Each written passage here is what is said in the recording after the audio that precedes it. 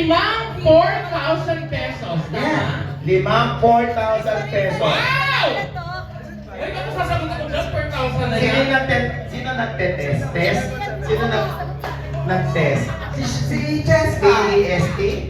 Ayun ang test po, disqualified na. Okay, eto na ang tanong.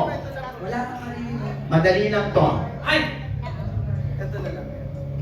72 divided by 37. Hoy, my bakit God. ganyan? Showbiz lang tayo. Eto, sa halagang 4,000, pang-lima ang pipiliin natin. Tandaan ka mo, pag nanalo na rito, hindi nakasama sa 5,000. Kaya diskarte lang to. Ano yun? May nag-ano rito, ha? Ano yun?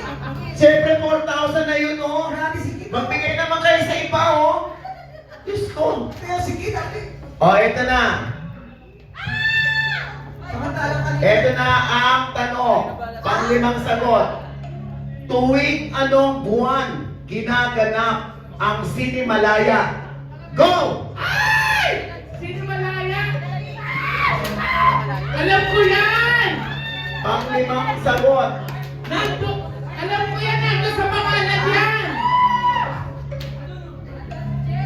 Ano? 5, 4, 3, 2, 1! Ilang bilis na makaloka, nawawala ako. Oh, ayan. Okay. Bakit may June? Mali ang June. Manila Film Fest yun. Ang June? Summer, Ay, di ba sino malaya yun? Hindi Sinimalaya yun. Saan ang tamang sagot? Ano naman? August. Panglima, ha?